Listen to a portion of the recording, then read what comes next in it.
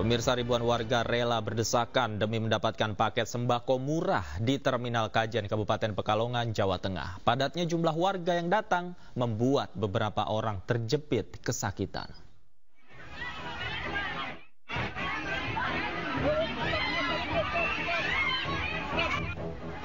Beginilah ribuan warga yang berdesakan akibat berebut mendapatkan jatah kupon untuk pasar sembako murah di Terminal Kajen, Pekalongan, Jawa Tengah.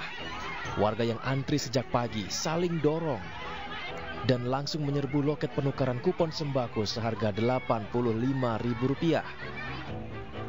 Dalam tempo singkat, sembako berisi 5 kg beras, 1 kg gula, dan 1 kg minyak ludes dibeli masyarakat. Warga mengeluhkan ketidakjelasan antrian dan minimnya petugas sehingga tidak teratur dan saling berebutan. Harga kebutuhan pokok yang makin mahal membuat warga terpaksa mendatangi pasar sembako murah. Suasananya nggak karuan. Kenapa? Dari panitia nggak ada disediain Satpol PP, apakah dari pihak kepolisian nggak ada. Sementara masyarakat sudah membludak datang ke sini semua. Udah mulai antri tapi terdorong-dorong jadi jebol malah kayak gini. Jadi yang salah tetap panitia menurut saya, karena dari panitia nggak mempersiapkan dengan baik. Sebenarnya antrinya berapa, apa yang didapat nanti? Dapatnya beras 5 kilo, terus gula 1 kilo sama minyak 1 kilo. Harganya? 85. Penumpang bus. Operasi pasar murah tersebut kerjasama antara pemerintah Kabupaten Pekalongan dan Bulog Divre Pekalongan. Penyelenggaraan pasar murah akan berlanjut di berbagai titik seluruh kecamatan lain. Tujuannya pasar murah ini bisa menstabilkan harga pangan dan menurunkan angka inflasi. Dari Pekalongan, Jawa Tengah, Suryono Soekarno, iNews melaporkan. Aksi unjuk rasa menolak kecurangan pemilu kembali digelar di depan kantor KPU. Massa yang mengatasnamakan Gerakan Masyarakat Sipil Selamatkan Demokrasi juga melakukan pembakaran ban sebagai bentuk kekecewaan. Aksi unjuk rasa ini berlangsung sejak pukul 2 siang. Massa menolak hasil pemilu karena diduga adanya kecurangan dan meminta KPU segera mendiskualifikasi pasangan Capres-Cawapres Prabowo Gibran jika terbukti curang, serta menuntut agar hak angket segera dijalankan demi terungkapnya kecurangan pemilu. Selain itu, massa juga membentangkan spanduk pemecatan semua komisioner KPU hingga pemakzulan Presiden Joko Widodo.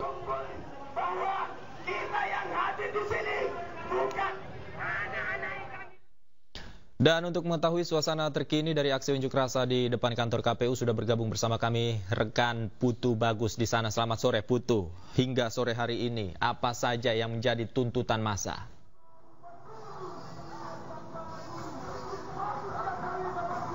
Ya baik, selamat sore Davi dan juga pemirsa. Saat ini saya tengah berada di depan gedung KPU di mana pada sore hari, tepatnya hari Jumat 23 Februari 2024 dilaksanakannya aksi unjuk rasa dari gabungan relawan di depan gedung KPU, di mana pantauan kami memang massa sudah berkumpul sejak pukul 3 sore tadi. Sekiranya sudah 2 jam lebih mereka sudah melakukan aksinya, di mana bisa dilihat di dalam layar kaca Anda, Davi dan juga pemirsa, juru kamera kami Jaka Samsa menunjukkan gambar ada beberapa pembakaran spanduk dan ban, di mana ini hasil suara atau menyuarakan pendapat mereka atau tuntutan mereka, di mana memang kami memberikan informasi atau membacakan tuntutan yang disuarakan daripada relawan yang melakukan aksi unjuk rasa pada sore hari ini.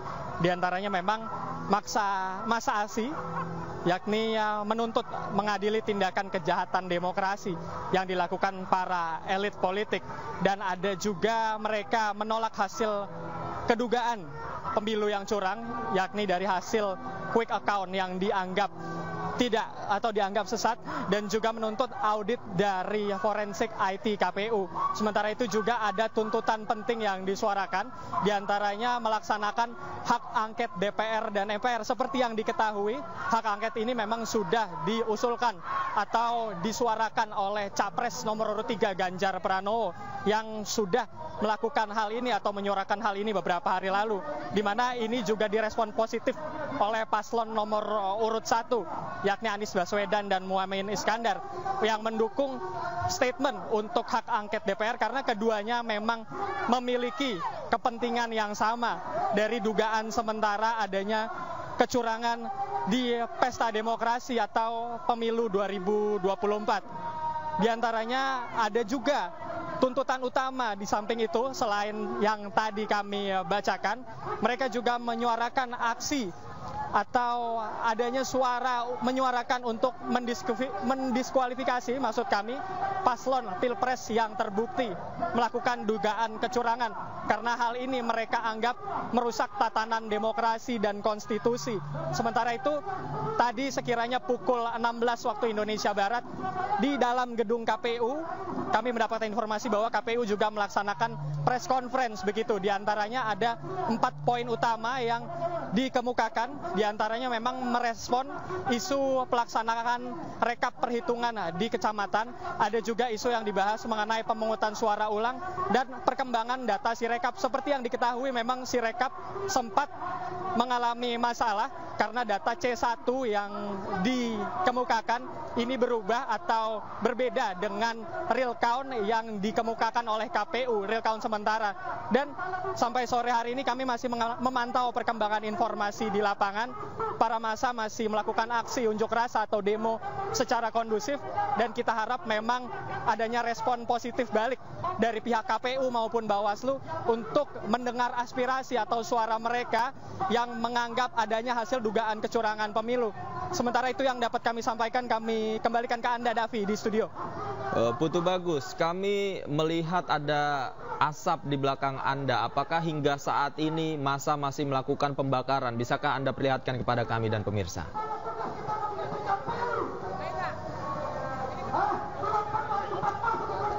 Ya baik, Davi, seperti yang tadi saya sudah sampaikan bahwa memang ada beberapa aksi yang dilakukan oleh pengunjuk rasa pada sore hari yang memang sudah berkumpul sejak pukul 3 sore tadi. Benar saja memang bisa dilihat di dalam layar kaca Anda. Kembali memang di saat ini di tempat saya melaporkan ada aksi pembakaran, di mana memang hal atau sesuatu yang dibakar ini beberapa spanduk. Kembali lagi juru kamera kami Jaka Samsa akan menunjukkan gambar beberapa aksi suara atau aspirasi dari masyarakat yang mengemukakan aksi kecurangan atau dugaan kecurangan pemilu yang memang merupakan tuntutan utama mereka pada aksi demo pada sore hari ini. Bisa dilihat kembali bahwa ada memang pembakaran spanduk dan juga aksi orasi dari koordinator lapangan di demo pada sore hari ini untuk menyuarakan tuntutan mereka yang memang kami kembali memberitahu kepada masyarakat bahwa aksi tuntutan utama yakni mengadili tindakan kejahatan demokrasi yang dilakukan oleh para elit politik dan menolak hasil pemilu curang yang mereka menganggap bahwa quick count yang saat ini sudah dikeluarkan atau real count dari KPU sementara ini dianggap sesat atau tidak sesuai dengan data. Maka dari itu hasil Sirekap yang memang kemarin mengalami perbedaan atau data yang tidak sesuai antara form C1 dan hal yang mereka unggah di website resmi KPU, mereka menuntut hal tersebut begitu agar memang ini bisa dituntut secara adil dan tuntas, melihat memang pesta demokrasi ini menguntungkan masyarakat. Namun justru jika dilihat dari data sementara, aksi tuntutan dari mereka ini justru merugikan tatanan demokrasi dan juga konstitusi. Maka dari itu mereka menyuarakan suara tersebut agar pesta demokrasi 5 tahunan di tanah air ini berjalan dengan semestinya, berjalan dengan lancar, dan tentunya juga kami berharap aksi unjuk rasa yang dilakukan oleh para pendemo berjalan dengan kondusif dan lancar, dan memang sejauh ini berjalan dengan semestinya sesuai dengan aspirasi dan tuntutan mereka. Kita harap semua aspirasi yang dilakukan atau ditunjukkan dari para massa aksi pada sore hari bisa didengarkan oleh para elit politik, khususnya dari dalam gedung KPU dan juga Bawaslu untuk merespon hal-hal yang mereka suarakan. Sekian, Davi, kami kembalikan ke Anda. Putu, apakah ada informasi apakah massa hanya berunjuk rasa di depan kantor KPU atau nantinya juga ada rencana long march ke kantor Bawaslu? Karena kami mendapatkan informasi juga akan ada unjuk rasa di depan kantor Bawaslu.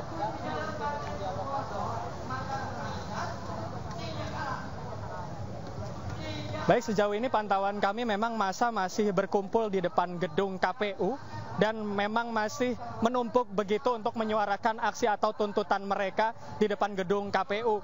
Kami belum mengetahui secara pasti apakah massa akan melakukan long march begitu, menyuarakan aksi tuntutan mereka ke gedung Bawaslu. Namun tentunya kami akan terus memantau perkembangan informasi apakah memang mereka akan melanjutkan long march untuk menyuarakan aksi-aksi yang mereka tuntut pada sore hari ini di gedung KPU atau di gedung Bawaslu nanti pada jam yang ditentukan. Namun kami memang sejauh ini masih belum mendapatkan informasi, David. Baik, terima kasih Putu Bagus atas laporan Anda langsung dari aksi unjuk rasa di depan kantor KPU Republik Indonesia. Selamat bertugas kembali, Putu. Sementara itu, KPU Republik Indonesia juga menjawab santai terkait usulan pengajuan hak angket DPR dalam menyelidiki penyelenggaraan pemilu 2024.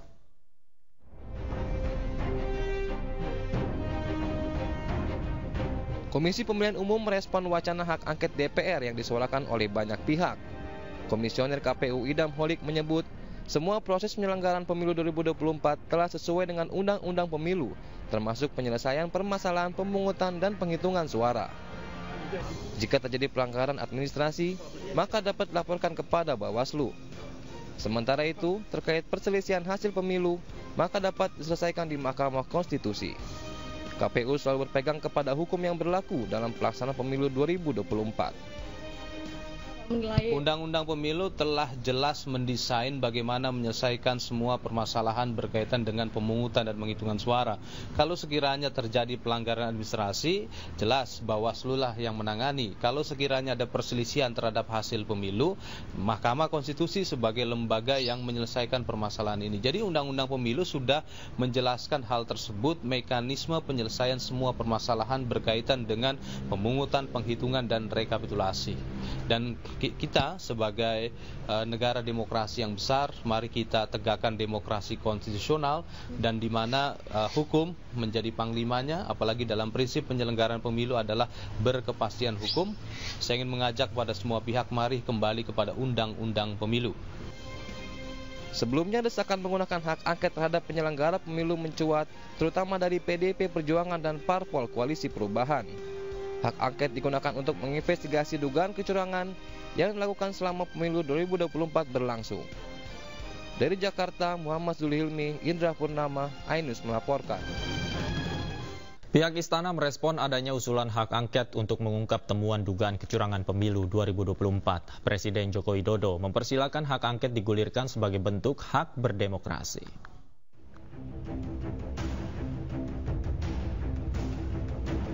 Perbincangan mengenai usulan hak angket DPR untuk membuka tabir dugaan kecurangan pemilu 2024 ternyata telah didengar oleh pihak Istana. Presiden Joko Widodo sudah mendengar hal itu dan mempersilahkan hak angket digulirkan karena merupakan hak berdemokrasi. Pak Ganjar mengusulkan hak angket ke pemilu ke DPR, gimana respon Pak Presiden? Ya itu hak demokrasi, nggak apa-apa. Respon Istana ini berawal dari berbagai laporan terkait dugaan-dugaan kecurangan selama pemilu berlangsung. Mulai dari dugaan surat suara yang sudah tercoblos duluan, hingga sengkarut masalah yang terjadi di aplikasi Sirekap KPU. Calon Presiden nomor urut 3 Ganjar Pranowo menyampaikan bahwa hak angket DPR bisa menjadi solusi untuk mengungkap berbagai laporan masyarakat tentang adanya dugaan kecurangan tersebut. Alternatif lain, DPR juga bisa menggunakan hak interpelasi dan raker Komisi 2 dengan penyelenggara pemilu. Wacana hak angket DPR ini juga disambut positif calon presiden nomor urut 1 Anies Baswedan. Anies menyebut bahwa rakyat berhak mendapat penjelasan mengenai temuan dugaan kecurangan pemilu 2024. Tim Liputan iNews melaporkan. Sementara itu, temuan berbagai dugaan kecurangan di pemilu 2024 harus segera dicari jalan keluarnya. Koalisi Perubahan mendukung penggunaan hak angket untuk mengungkap kebenaran dalam jalannya pemilu yang jujur dan adil.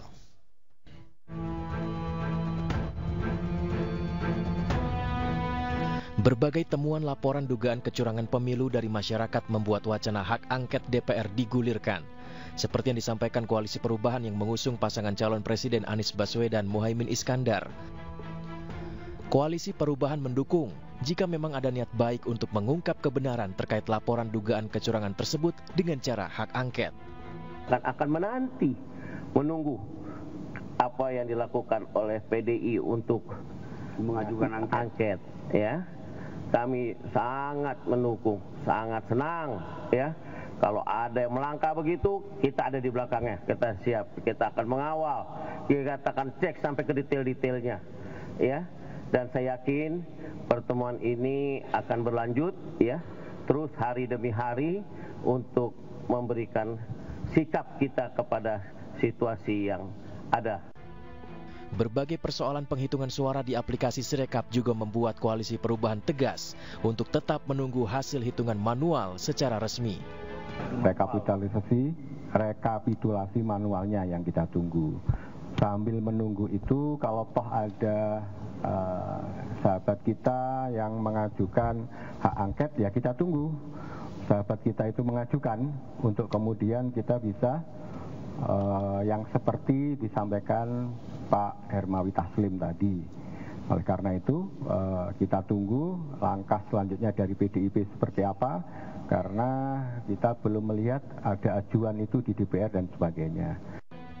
Berbagai kesalahan yang termuat dalam aplikasi Sirekap membuat sejumlah partai politik menolak penggunaan Sirekap sebagai alat bantu penghitungan suara. Seperti yang disampaikan Dewan Pimpinan Pusat DPP PDI Perjuangan, PDI Perjuangan menolak dalam sebuah surat pernyataan yang ditandatangani oleh Sekretaris Jenderal PDI Perjuangan Hasto Kristianto dan Ketua Badan Pemenangan Pemilu DPP PDI Perjuangan Bambang Wuryanto yang ditujukan ke Ketua KPU. Menyusul PDI Perjuangan, DPP Partai Keadilan Sejahtera, PKS juga resmi melayangkan surat kepada KPU yang meminta menghentikan Sirekap dalam penghitungan perolehan suara pemilu 2024. Selain PDI Perjuangan dan PKS, Partai Umat juga meminta KPU untuk berhenti menggunakan Sirekap dan memprioritaskan penghitungan suara secara manual. Dan sebagaimana kita sampaikan, nanti akan kita bagikan juga ini.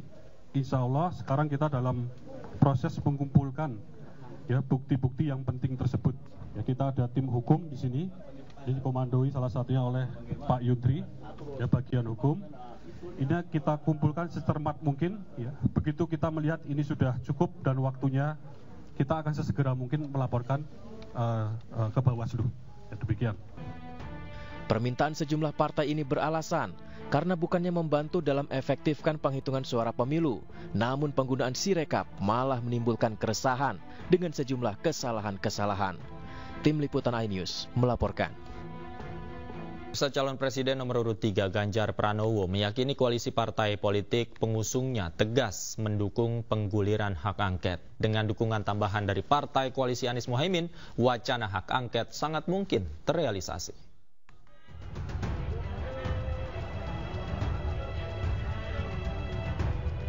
Calon Presiden nomor urut 3, Ganjar Pranowo yakin jika penggunaan hak angket merupakan langkah tepat guna menyelidiki berbagai dugaan kecurangan yang terjadi selama pemilu 2024. Dirinya juga menegaskan wacana hak angket bukan sekedar gertakan dan memastikan partai koalisi Ganjar Mahfud tetap kompak.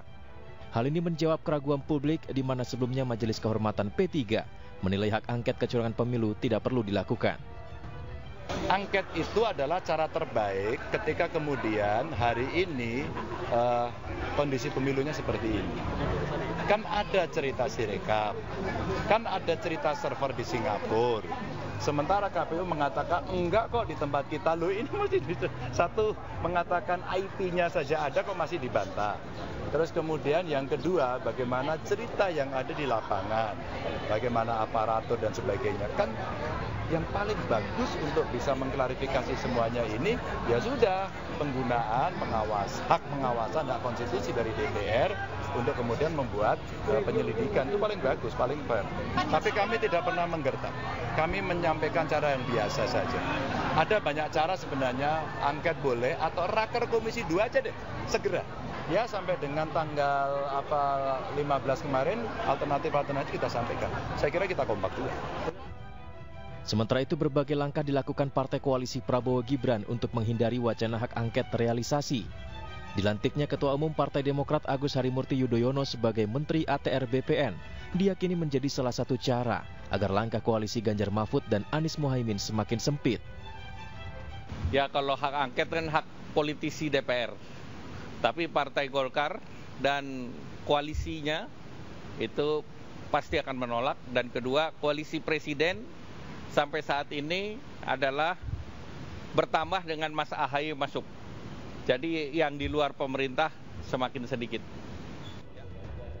Mengacu pada Undang-Undang Nomor 17 Tahun 2014 tentang MD3, hak angket sedikitnya harus diusulkan paling sedikit oleh 25 anggota DPR dan lebih dari satu fraksi.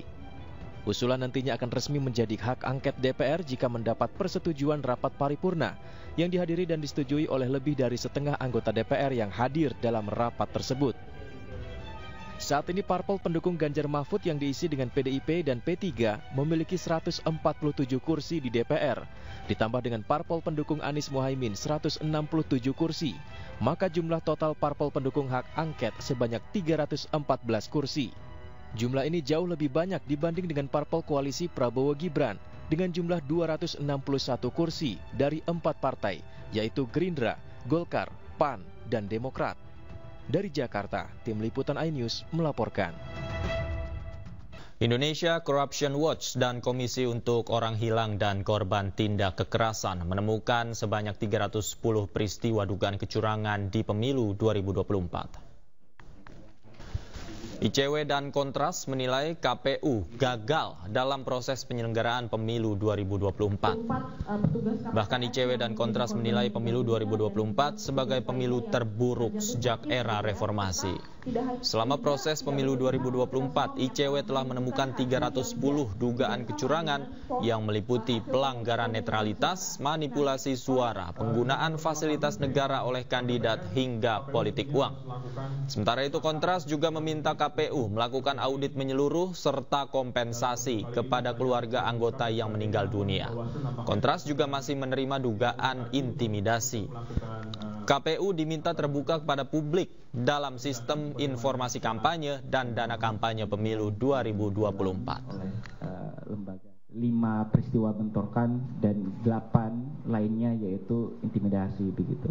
Nah, berbagai peristiwa kekerasan ini berpotensi dapat terjadi dalam beberapa waktu ke depan karena proses rekapitulasi, proses perhitungan masih terjadi, sehingga kami mendorong terhadap aparat penegak hukum untuk kemudian melakukan. Kembali di Anju Sore, pemirsa merasa dicurangi. Seorang caleg dari Partai Nasdem ngamuk saat pleno rekapitulasi penghitungan suara di Kecamatan Gunung Kencana, Lebak, Banten. Video kericuhan saat pleno tersebut viral di media sosial.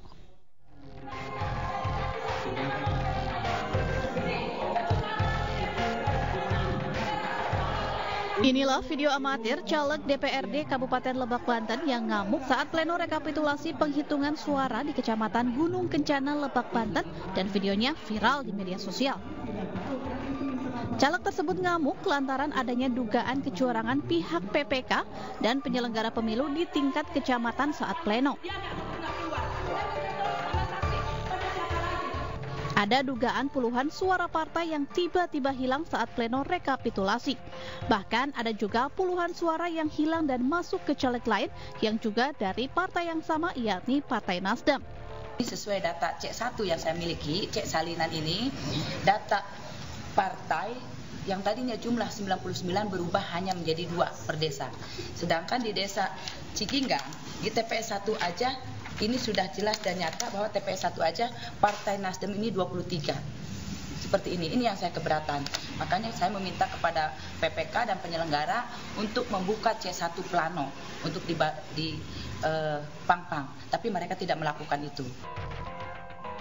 Pihaknya meminta kepada PPK dan penyelenggara pemilu agar bisa membuka C1 pleno agar semuanya jelas dan terbukti adanya kesalahan penghitungan. Hingga saat ini pihak PPK dan penyelenggara pemilu belum mau membuka hasil dari C1 pleno tersebut. Dari Lebak, Banten, Iskandar Nasution, iNews melaporkan.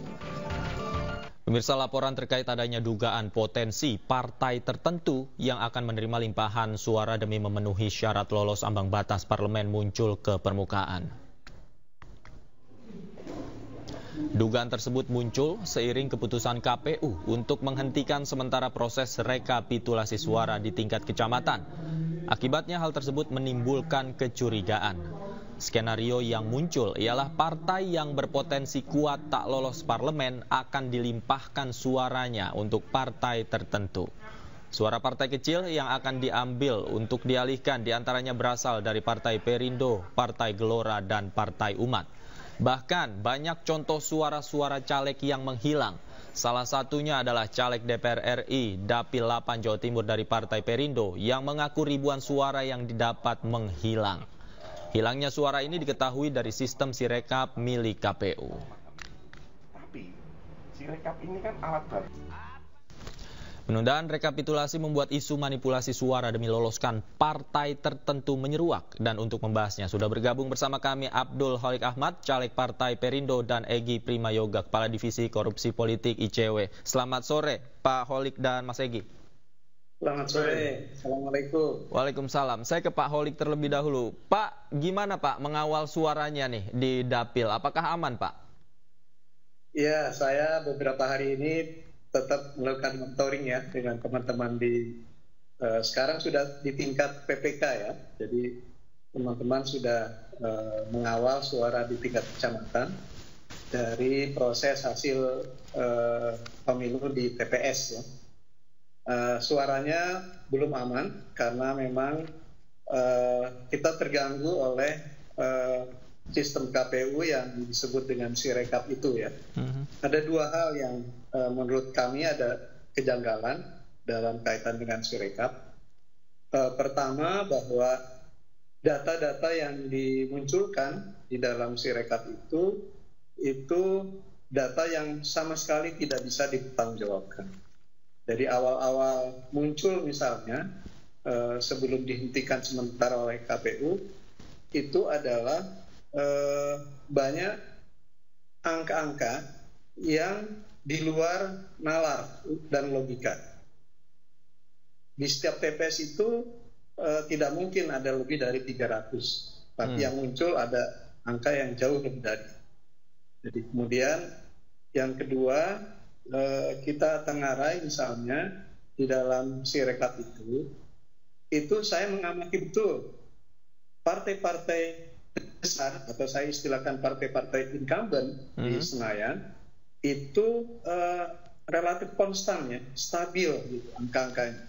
Tetapi begitu lihat partai-partai kecil, partai-partai terutama partai baru itu fluktuasinya luar biasa. Jadi hari ini besar, besok bisa kecil, bahkan mengecil. Jadi dalam beberapa hari ini memang kelihatan sudah mulai stabil ya Sirekap. Tetapi yang saya lihat adalah bahwa ketika muncul data-data yang nampaknya lebih menguntungkan partai-partai besar dan kemudian merugikan partai-partai kecil, pertanyaannya adalah apakah ini by design ataukah ini memang satu proses yang normatif, proses yang berjalan apa adanya, atau memang ada motif lain. Itu yang kita masih perlu penjelasan dari KPU terkait dengan Sirekap yang fluktuatif angka-angkanya. Oke, baik. Saya ke Mas Egy. Mas Egy, menurut Anda atau menurut ICW apa saja kejanggalan yang terjadi dalam data-data ini? Ya, pertama-tama perlu kita ingat ya bahwa transparansi dalam hal pemilu ini adalah hal yang sangat penting, karena kalau tidak ada transparansi dalam pelaksanaan pemilu, kecurangan, praktik-praktik koruptif akan terbuka lebar. Nah, dalam hal ini bagi kami KPU telah gagal dalam menyediakan sistem informasi, ya menyediakan keterbukaan informasi kepada publik. Dalam hal ini Sirekap. Kami juga nanti bisa membahas mengenai sistem informasi dana kampanye. Tapi sekarang kita bahas dulu mengenai Sirekap ya. Sirekap ini telah gagal disediakan oleh KPU, telah gagal untuk memenuhi ekspektasi publik bahwa KPU menyediakan transparansi. Dalam temuan kami misalnya jumlah selisih itu sangat-sangat besar. Kami memantau seluruh TPS di seluruh Indonesia dan menemukan paling sedikitnya ada 339 TPS yang ditemukan ada selisih suara antara karena adanya perbedaan formulir C1 dengan jumlah yang muncul di portal Sirekap. Semua paslon sebetulnya dalam hal pemilihan presiden memiliki kenaikan suara. Tapi paslon yang paling besar itu adalah paslon 02 dengan 47,70% suara yang lebih besar dibanding formulir C1. Jadi ini harus jadi perhatian yang serius dari berbagai pihak karena bisa jadi memang ada praktik kecurangan walaupun kita sejauh ini masih mendapat penjelasannya mengenai sistem gitu ya. Namun yang perlu kita lihat juga adalah apakah sistem itu memang sudah direncanakan dan dilaksanakan dengan baik. Oleh karena itu dibutuhkan audit yang menyeluruh terhadap sistem Sirekap ini. Dengan demikian, dengan adanya audit, kita bisa mengetahui apakah memang kecurangan itu ada atau tidak. Apakah itu kecurangan dilakukan by design atau memang benar-benar kesalahan sistem. Begitu. Kalaupun benar-benar kesalahan sistem itu juga masalah bagi kami. Karena kenapa KPU menggunakan sistem yang sebetulnya tidak siap. Sistem yang tidak siap digunakan dan akhirnya menghasilkan pada kekisruhan yang sekarang muncul. Ada distrust, ketidakpercayaan publik terhadap portal keterbukaan informasi yang disediakan oleh KPU. Jadi bagi saya KPU telah gagal dalam hal menyediakan transparansi pemilu 2024. Oke. Bicara soal kecurangan tentu ada indikasi yang mungkin atau kejanggalan katakanlah begitu yang terlihat di lapangan. Pak Holik, Anda melihatnya di lapangan dari TPS sampai tingkat kecamatan. Kalau tidak salah kemarin sempat dihentikan penghitungannya oleh KPU. Apakah ini berpengaruh dan bagaimana pantauan Anda, Pak Holik? Iya, saya pernah melakukan pemantauan langsung di salah satu TPS. Jadi ada dua hal yang menurut saya kejanggalan. Pertama, banyak sekali undangan C6 untuk orang bisa hadir ke TPS itu masih dipegang oleh anggota KPPS. Masih ada di meja yang mereka punya. Nah, yang kedua, pada saat-saat di tengah orang melakukan pemungutan suara, ada pengumuman, Bapak Ibu ketika nanti mencoblos, coblos saja partainya, karena kalau mencoblos nama calegnya itu memakan waktu yang cukup lama. Oke, nah, ada imbauan seperti itu, Pak ya? Iya. Nah, yang seperti ini kan sebenarnya tidak boleh dilakukan oleh anggota KPPS ya, karena mau coblos partainya juga boleh, mau coblos calegnya juga boleh. Kan pilihan ada pada masing-masing pemegang hak kan begitu. Nah, soal lama dan tidaknya waktu pencoblosan itu kan sangat relatif. Faktanya di mana-mana di atas dini hari itu sudah baru selesai kan gitu ya, pemungutan dan penghitungan suara di TPS. Jadi saya kira memang pertama tadi terkait dengan kecenderungan adanya kecurangan, saya kira dimulai dari sebelum pelaksanaan pun sudah ditengarai seperti itu ya. Jadi ternyata C6 itu tidak semuanya tersalurkan kepada si pemilik atau si pengguna yang mestinya bisa menyalurkan hak pilihnya di TPS yang bersangkutan. Yang kedua, ada hal yang terkait dengan prosedur yang dilampaui oleh anggota KPPS yang semestinya itu menjadi rahasia masing-masing peserta atau masing-masing pemilih yang bisa menentukan mau pilih yang mana sesuai dengan kandidat. Jadi saya kira ini salah satu dari unsur kecurangan. Yang kedua, saya kira ini juga sesuatu yang tidak bisa kita sebut hanya sebagai human error karena sistem, tapi juga kita bisa lihat karena banyak sekali informasi yang kami dengar bahwa pasangan calon maupun caleg itu sudah pesan suara. Baik. Jadi saya kira ini hal-hal yang perlu ditelusuri lebih jauh. Baik. Dan apabila ini benar dan terbukti, maka ini harus dipertanggungjawabkan oleh KPU. Baik. KPU juga sempat menghentikan penghitungan suara di tingkat kecamatan. Apakah ini berpengaruh terhadap data yang diinput di aplikasi Sirekap dan bagaimana kemudian dampaknya terhadap hasil penghitungan suara, Mas Egy? Tapi dijawab usai jeda. Kita akan kembali usai jeda berikut. Pemirsa jangan kemana-mana, dialog masih kami akan lanjutkan usai jeda berikut. Tetaplah di Anju Sore. Kembali di Anju Sore, pemirsa. Saya tadi bertanya kepada Mas Egy. Mas Egy, apakah penghentian sementara penghitungan di tingkat kecamatan yang dilakukan oleh KPU ini berdampak? Jika memang berdampak terhadap hasil yang muncul di Sirekap, seperti apa dampaknya? Ya, pertama kita perlu melihat ya, penundaan ini juga janggal. Kenapa janggal? Karena satu, instruksinya hanya melalui lisan. Jadi itu juga kan tidak patut sebetulnya dalam pelaksanaan pemilu. Kedua, alasannya juga hanya alasan Sirekap. Padahal Sirekap itu kan hanya alat bantu. Dia tidak mempengaruhi perhitungan suara yang real sebetulnya. Begitu itu yang harus kita lihat dulu. Kenapa ini ditunda? Kenapa juga alasannya hanya Sirekap? Apakah ada alasan lain? Ini tidak dijelaskan. Dan yang lebih penting lagi adalah kita perlu melihat pengawasannya seperti apa. Karena kan ditunda 2 hari, sementara pengawasan selama ini sudah lemah. Siapa yang bisa memastikan bahwa kotak suara yang ditunda 2 hari dibiarkan begitu ya, tidak dicurangi begitu. Jadi tidak ada penjelasan mengenai hal-hal tersebut. Jangan-jangan dengan tidak adanya pengawasan yang lebih baik dari sebelum-sebelumnya, apalagi ini ditunda 2 hari, ada kecurangan di situ begitu. Jadi wajar kalau misalkan publik patut curiga terhadap hal itu, karena memang tidak ada penjelasan yang baik dari KPU, dan KPU juga tidak mengambil langkah yang patut dari awal, yaitu hanya melalui instruksi lisan.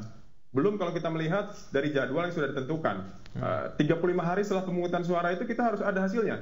Ini kan nanti berdampak pada hasilnya, pada 35 hari tadi. Jangan-jangan malah jadi mundur lagi, dan kalau mundur nanti ada celah lagi untuk melakukan praktik kecurangan. Jadi ya buat saya, selain KPU-nya tidak transparan, KPU dalam hal ini tidak kompeten dalam melaksanakan pemilu, begitu dalam menyelenggarakan pemilu. Ini permasalahan besar buat saya. Pemilu kita tidak berjalan secara baik dan patut, dan ini salah satunya disebabkan oleh penyelenggara pemilunya yang tidak patut, yang tidak kompeten. Oke, kalau KPU kemudian mengklaim bahwa terjadi kesalahan pada sistem dan sedang diperbaiki, sementara perbaikan yang membutuhkan beberapa waktu hingga kembali seperti semula, apakah ini bisa dijadikan argumentasi untuk membenarkan apa yang terjadi dalam sistem ini? Ya, itu juga harus dijelaskan apa yang diperbaiki, bagaimana prosesnya, apa saja yang sudah diperbaiki, dan apa saja hasilnya. Itu tidak dijelaskan juga oleh KPU. Yang dijelaskan oleh KPU adalah hanya pada ada selisih suara yang terjadi dan itu sudah diselesaikan. Hanya itu saja. Padahal sebetulnya dalam hal ini kita perlu melihat ini kesalahan sistem. Oke, kita bisa menerima kesalahan sistem, tapi kita tetap harus menjaga kecurigaan kita. Jangan-jangan ada kesalahan dalam proses keputusan menggunakan Sirekap yang kemudian membuka celah untuk melakukan praktik kecurangan. Jadi perlu ada audit. Itu yang buat kami penting. Audit dari awal, prosesnya seperti apa, apakah memang itu dilaksanakan secara patut, siapa saja pihak-pihak yang terlibat di situ, bagaimana prosesnya dan sebagainya, termasuk jumlah anggarannya. Ini kan jumlah anggarannya nggak kecil gitu ya. Itu ada pajak publik yang jumlahnya miliaran digunakan untuk mengembangkan aplikasi Sirekap. Itu yang baru kita ketahui jumlahnya 3,5 miliar. Tapi jumlah lainnya kan kita tidak tahu. Itu yang harusnya kita periksa. Gitu ya. Dan KPU harusnya menjelaskan bagaimana perbaikannya yang sudah dilakukan. Secara menyeluruh, tidak hanya satu kata atau 2 kalimat gitu ya. Oke, Pak Holik, kalau ada wacana untuk menggelar audit digital forensik terhadap sistem Sirekap, apakah Anda sepakat dengan ini? Ya, saya kira itu bukan soal sepakat, itu harus dilakukan justru. Karena seperti kita tahu bahwa ini kan KPU selalu excuse-nya adalah human error ya. Nah, kalau human error itu kan juga harus dijelaskan. Padahal apa para pengguna atau user dari sistem itu error, kan begitu ya. Nah, salah satu yang bisa ditengarai memang ketika memasukkan hasil-hasil suara di TPS ke dalam rekapitulasi. Itu yang memang sering disebut sebagai human error. Nah, persoalannya adalah ketika sistem ini dipakai sebagai sistem resmi dalam penghitungan suara, mestinya kan sudah ada uji coba, kan begitu ya. Nah, dalam uji coba itu ada berapa persen human error yang dilakukan?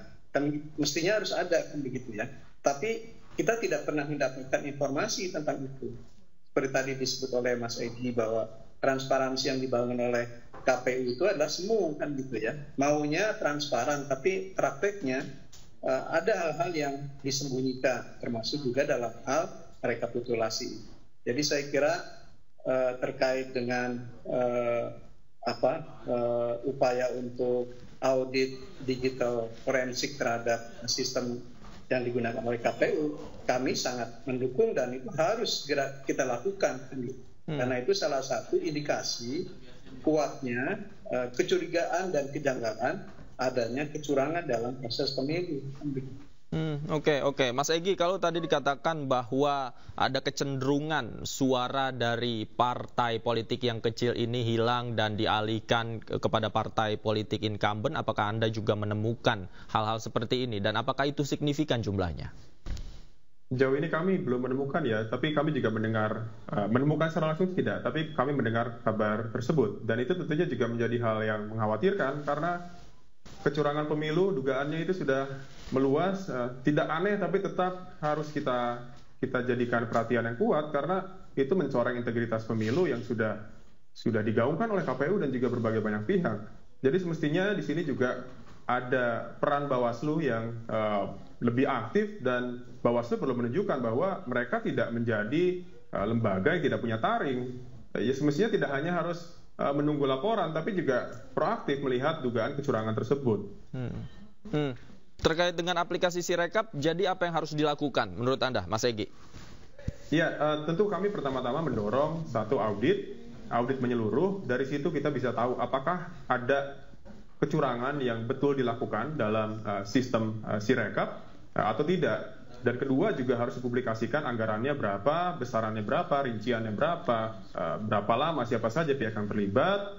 Dan ketiga, ya tentu saja itu diperbaiki. Jangan sampai itu masih terus berlanjut masalah selisih datanya. Oke, sekarang bilang sudah selesai, tapi ternyata di beberapa hari kemudian ada yang rusak lagi, itu artinya masih ada masalah gitu ya. Jadi buat saya penting bagi KPU untuk menyampaikan informasi dengan sebetul-betulnya, dengan sepatut-patutnya, sehingga tidak menimbulkan kebingungan bagi publik dan menghasilkan informasi yang tidak akurat dalam hal transparansi pemilu. Baik, Pak Holik, terakhir apa yang harus dilakukan menurut Anda? Ya, saya kira pertama bahwa audit digital forensik itu patut dilakukan ya, untuk memastikan bahwa sistem yang sekarang ada itu bisa menjawab kecurigaan publik tentang kecenderungan sistem yang tidak transparan dan kemudian bisa dimanfaatkan oleh paslon atau golongan tertentu. Yang kedua, menurut saya justru yang paling penting adalah audit secara kelembagaan KPU-nya. Kita ingin tahu sebenarnya sejauh mana yang namanya KPU itu sudah bersikap jujur, adil, terbuka gitu ya terhadap pelaksanaan pemilu ini. Karena kita ingin penyelenggara pemilu itu terutama KPU yang punya kewenangan untuk melakukan eksekusi baik pemungutan maupun penghitungan suara itu secara moral dapat dipertanggungjawabkan, sehingga yang disebut sebagai pemilu yang berintegritas itu benar adanya. Oleh karena itu maka selain ada audit digital forensik juga ada audit integritas penyelenggara pemilu. Jadi saya kira ini dua yang harus dilakukan secara simultan. Saya kira itu. Baik, audit integritas secara kelembagaan KPU itu sendiri ya. Sambil kita tunggu audit digital forensik itu berlangsung, sekaligus kita tunggu ketegasan dari Bawaslu melihat dan mengatasi hal ini. Terima kasih Pak Abdul Holik sudah bergabung bersama kami. Mas Egy juga terima kasih banyak sudah bergabung bersama kami di Anju Sore. Selamat sore, sehat selalu Bapak-bapak. Belum usai dengan kasus perundungan di tingkat SMA, kali ini aksi bullying menimpa murid TK Binus Serpong, Tangerang Selatan, Banten. Akibat aksi perundungan ini, keluarga korban pun melaporkan TK Binus Serpong ke pihak berwajib karena dianggap lalai dalam pengawasan.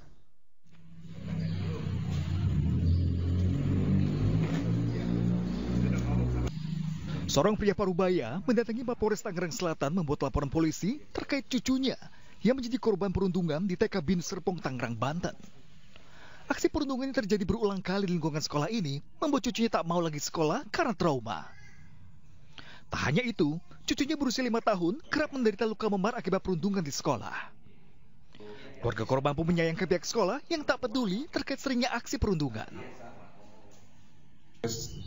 Itu setelah kita tanya kepada cucu saya, kamu kenapa saya dipukul nih? Nggak mau sekolah lah, saya takut sekolah. Kenapa? Ayo kita, ibunya cerita ke gurunya Miss Jill itu kan, kepala gurunya lagi Ibu Hilda. Juga coba mereka menanggapinya tidak ada tindak lanjutnya, nggak ada solusinya, begitu aja. Itu ternyata dia bilang bukan ditempeleng, cuma ditepak begitu aja. Nah, itu sekali. Terus waktu pergi juga outdoor itu juga semuanya juga dipukul juga. Terus yang nggak lama lagi, nggak berapa lagi diinjak kelingking tangannya itu, diinjak sama anak itu juga. Ya, anak ini kan juga anak TK kan, harusnya guru lah yang bertanggung jawab dong. Sekarang pihak kepala sekolah juga diam. Kini keluarga pun terpaksa membawa cucunya ke rumah sakit maupun ke psikiater. Hasilnya, korban mengalami trauma mendalam dan harus diberikan penanganan khusus. Dari Tangerang Selatan, Banten, Nunung Purnomo, iNews melaporkan. Aksi saling dorong dan kericuhan terjadi antara Banser dan jemaah pengajian Ustadz Syafiq Riza Basalamah. Sejumlah anggota Ormas Banser mendatangi Masjid As-Salam di Perumahan Purimas Gunung Anyar, Surabaya dan menghentikan pengajian Ustadz Syafiq Riza Basalamah. Penghentian paksa ini memancing emosi jemaah peserta pengajian hingga terjadi adu mulut. Aksi saling dorong dan adu pukul antara jemaah peserta pengajian dengan Banser pun tidak terhindarkan. Banser membubarkan pengajian Ustadz Syafiq Riza Basalamah karena menganggap pengajian berisi ujaran kebencian. Secara tegas menolak apapun dan siapapun yang bersifat provokatif, ujaran kebencian, serta merusak keharmonisan wilayah kami. Akibat kejadian tersebut, panitia akhirnya menghentikan dan membatalkan kegiatan pengajian. Dari Surabaya, Jawa Timur, Yuda Prawira, iNews melaporkan. Pengadilan Negeri Jakarta Selatan kembali menggelar sidang pra-peradilan wartawan senior Aiman Wicaksono. Kubu Aiman mempertanyakan kapasitas saksi ahli dari pihak termohon yang menjelaskan keabsahan penyitaan ponsel Aiman.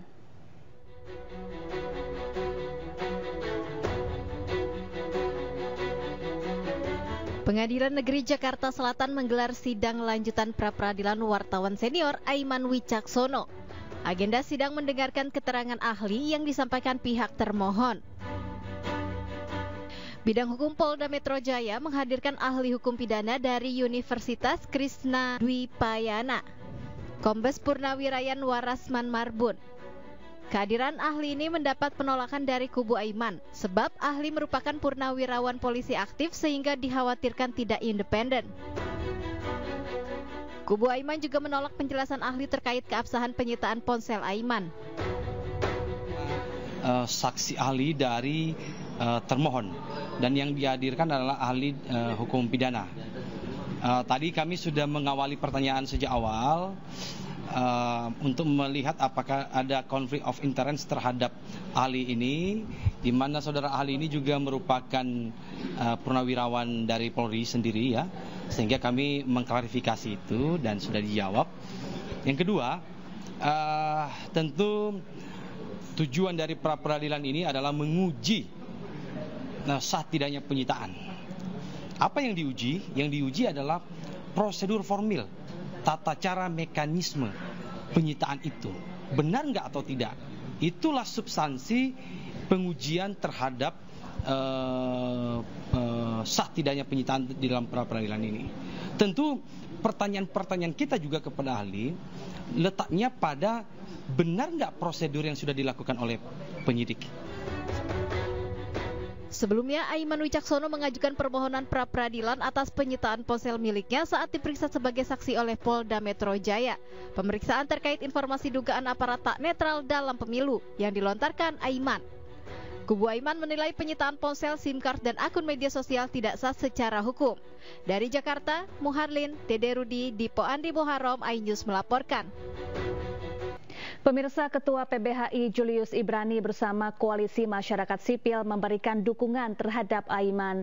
Menurut Julius, hal yang disampaikan Aiman seharusnya menjadi kritik untuk membangun pemilu.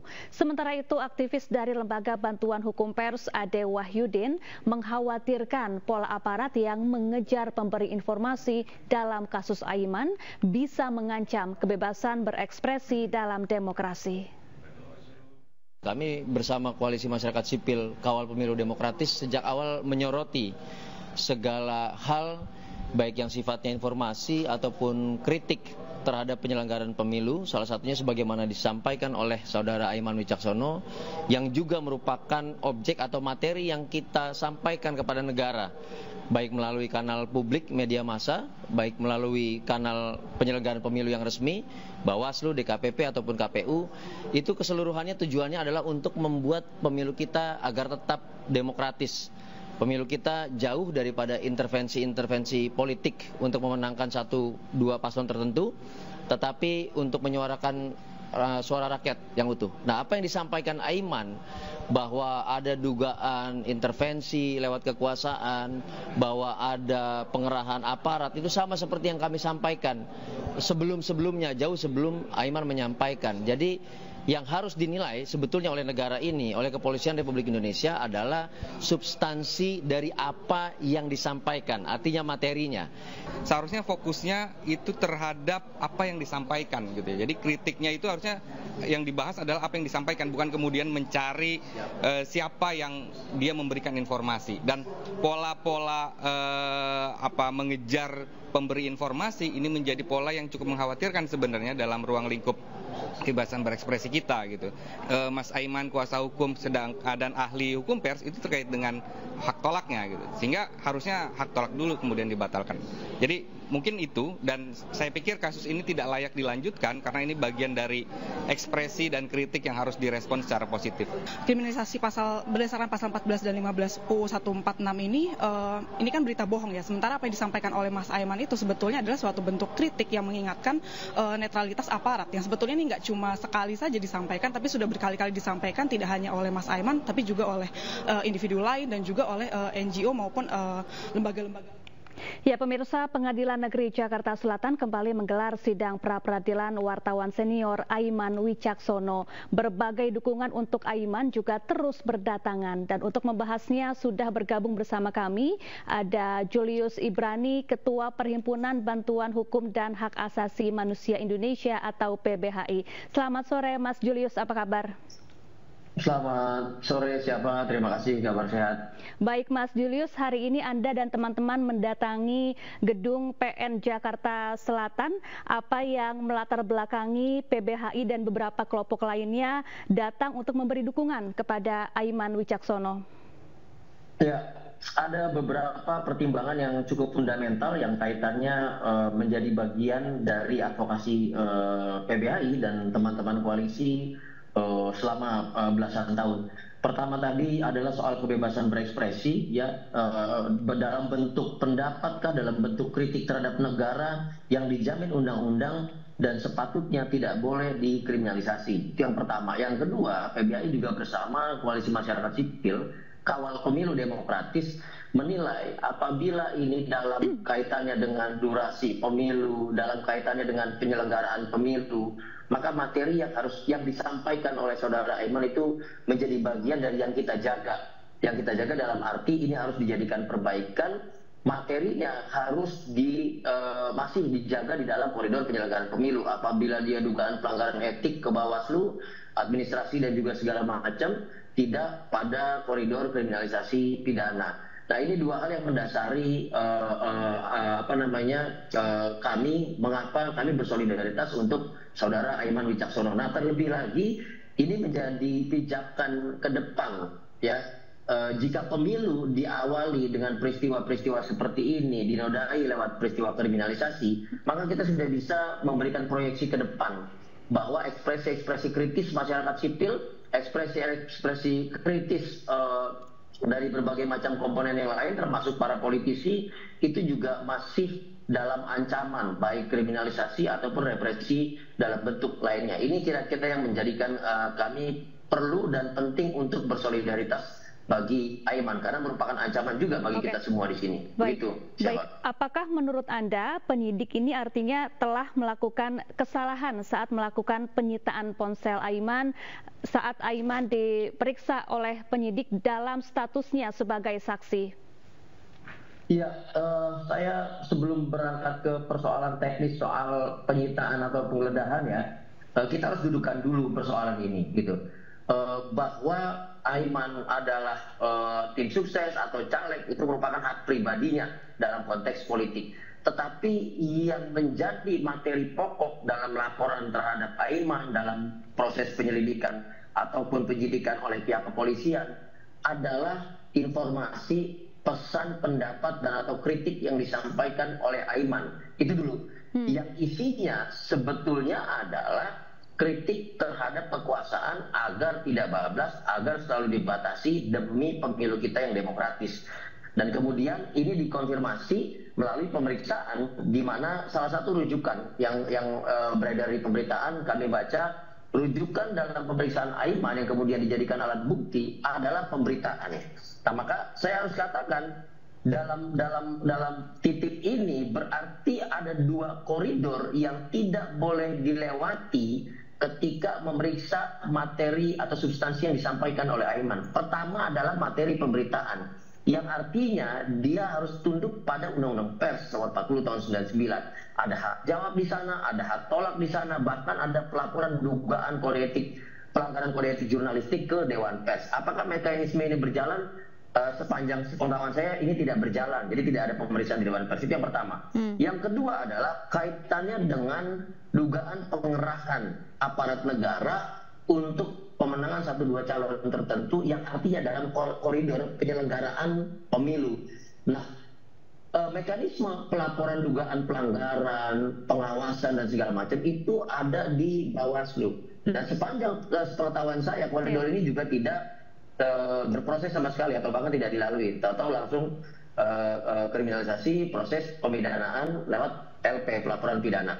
Nah, dari sini saja tentu segala proses yang berlanjut di pihak kepolisian harus kita anggap tidak sah, karena yang dilanggar bukan lagi etik, karena yang dilanggar bukan lagi proses administrasi, yang dilanggar adalah undang-undang yang membatasi koridor. Dan ada 2 undang-undang yang membatasi proses pemeriksaan terhadap Aiman di dalam 2 koridor yang berbeda dan sama sekali tidak diproses. Jadi kalau pertanyaan apakah penggeledahan itu sah atau tidak, tentu sependapat kami tidak.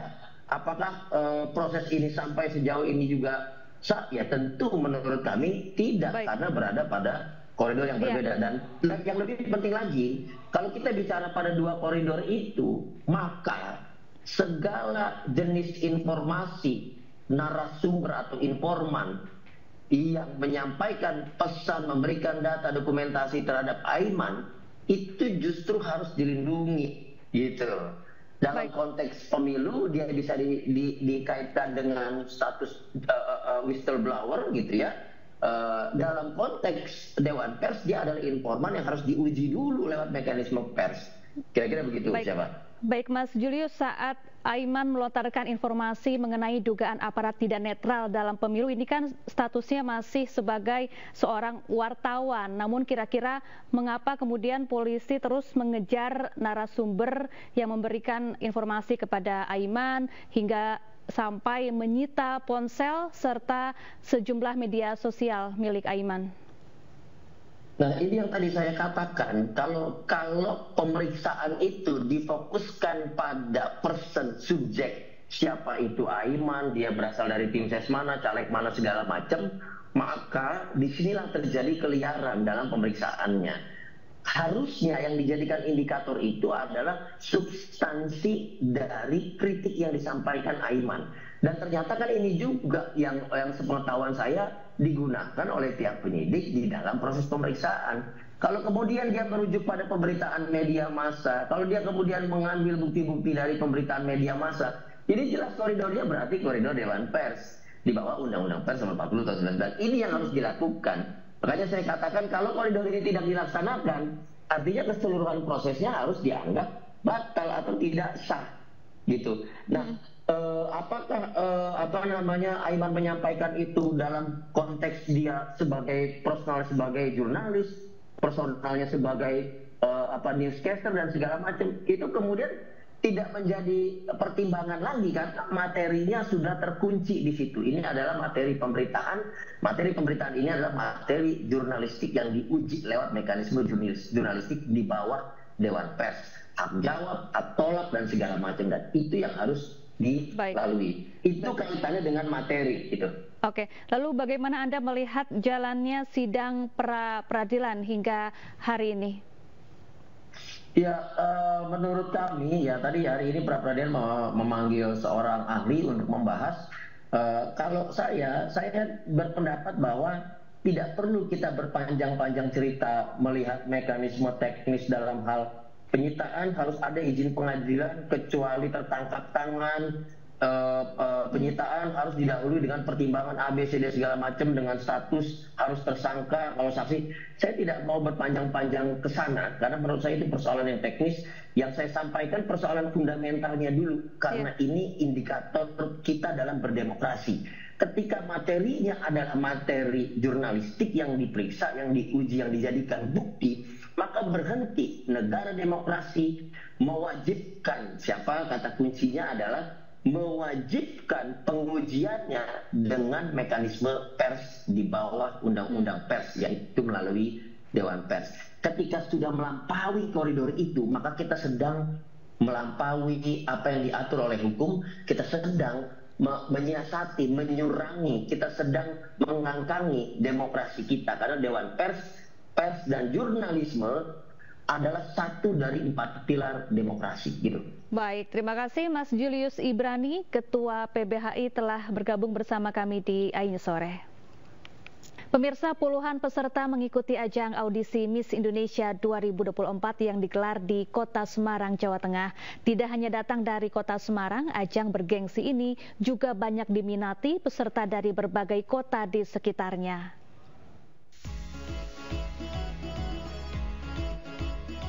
Setelah Bandung, audisi Miss Indonesia 2024 digelar di Kota Semarang. Digelar selama 2 hari, audisi diikuti para peserta yang sebagian besar mahasiswi dan memiliki latar belakang modeling. Rangkaian audisi dijalani mulai dari pengukuran tinggi badan, berat badan, wawancara hingga foto spot yang digelar di Hotel Grandika, Semarang. Bagi saya, jadi Miss Indonesia tuh sangat membanggakan nama Indonesia ya, terutama pada wanita. Karena dengan adanya Miss Indonesia, harkat dan martabat wanita itu lebih tinggi. Super deg-degan, tapi saya juga excited. Karena ini pertama kali saya mengikuti Miss Indonesia, audisi Miss Indonesia, maka saya merasa sangat senang dan bangga. Untuk menjadi bagian dalam ajang bergengsi audisi Miss Indonesia 2024, para peserta akan menjalani seleksi penilaian dengan berbagai kriteria. Kita masih cari tutup dengan 4 poin utama, manner, impresif, smart, dan social. Kemudian selain itu juga cantik dan berwawasan luas itu harus ada, serta juga memiliki bakat yang menarik ya, dan bisa di showing gitu. Selesai dari Kota Semarang, ajang Miss Indonesia 2024 akan menggelar audisinya di Kota Surabaya, dilanjutkan Kota Yogyakarta dan berakhir di Jakarta. Dari Semarang, Jawa Tengah, Dimas Yuli, iNews melaporkan.